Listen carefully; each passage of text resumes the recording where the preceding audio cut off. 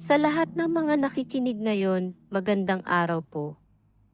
Tawagin niyo na lamang po akong Francis, at ito po ang ibabahagi ko sa inyo. Mayroon akong mga kaibigan na kasama ko sa paglaki, at kasama ko rin nang makaranas ako ng mga kababalaghan. Mula sa bahay, abot tanaw ang isang lumang ospital dahil ang bahay namin ay nakatayo sa mataas na bahagi ng Baguio City. Noon ay matagal na itong ipinasara dahil sa kalumaan nito. Wala pang mga mall noon na mapupuntahan at ang pinakamalapit na sinehan ay 30 kilometro pa ang layo. Malamig ang klima kaya hindi nakakagulat na ang mga bata ay nagsimulang mag-inuman kasing aga ng grade 6 at magbulakbol para lang magpalipas ng oras na hindi ko kailanman naging gawain. Mga kalahating oras mula sa amin ay may isang nakatagong lumang ospital. Sa dulo ng isang mahabang paikot-ikot na rough road, at ang karamihan sa mga tao na dinadala daw noon ay mga batang wala pang 10 taon ang gulang dahil sa malamig na klima. Kapag araw ay payapa ito at maganda. Sa hapon ay nagsisilbing palaruan ang malawak nitong bakuran para sa mga bata na naninirahan malapit doon. Isang araw, ang aking mga kaibigan at ako ay nagpasya na pumunta sa lumang ospital sa kalagitnaan ng gabi. Ako ay nakapunta na doon ng maraming beses kapag may araw pa. Ngunit, hindi pa ako nakapunta roon pagkatapos ng paglubog ng araw. At naisip namin na magiging isang exciting na karanasan ang gumala sa loob nito. Gamit lang ang mga flashlight at tingnan kung sino ang mauunang matatakot at babalik sa labas.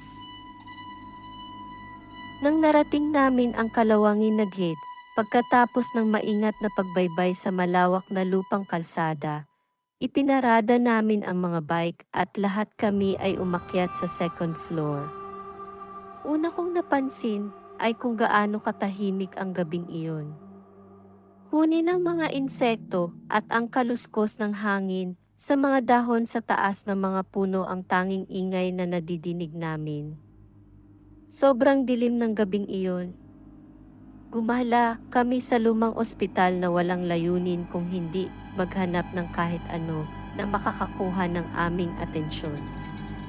Sinusubukan kong i-enjoy ang karanasan ng gabing iyon. Walang sinuman sa amin ang lasing o lango sa anumang paraan maliban kung binibilang mo ang pag-inom ng mainit na kape bago kami pumunta doon. Nasa dulong sulok ako ng lumang ospital mag-isa nang tumawag ang kaibigan kong si Boy. At nagtanong kung sino ang nakabalik na sa ibaba. Dumungaw ako at tumingin sa sirang bintana pero wala akong nakitang nakatayo sa tabi ng mga bisikleta kung saan nakaramdam na ako ng takot noon. Nagbilang kami at lahat ay nagsama-sama muna panandali. Sinabi ni Boy na siguradong nakakita siya ng anino sa tabi ng mga bisikleta na may pagtataka sa mukha niya. Halos lahat kami ay nagwalang bahala na lang sa kanyang sinabi at bumalik sa paggalugad sa kani-kanilang lugar. Sinimulan kong mamulot ng mga laruan na nahulog sa mga istante ng silid ng mga bata. Nakarinig ako ng tawa ng isang bata mula sa hallway at nakaramdam na ako ng kakaibang takot. Hindi ako gumawa ng kahit anumang ingay, saka itinutok ko ang aking flashlight doon at nakita ang isang bata na nakatayo malapit sa bintana. Bigla akong pinanindigan ng balahibo at pati pagkurap ay hindi ko magawa. Maya-maya pa ay naglaho ang bata na parang bula at bahagya akong nahimasmasan. Alam kong tahimik ang paligid at ang aking mga kaibigan ay nasa kabilang direksyon ngunit ang imahe ng bata ay nananatili pa rin sa aking isipan. Ilang sandali pa, papunta na kaming lahat sa baba, nang nakarinig kami ng isang tunog na tila galing sa isang laruan at nanlaki ang mga mata namin. Agad naming ginamit ang flashlight at nakita namin ang isang maliit na pulang kotse na may susi sa gilid. At unti-unti itong umandar mag-isa.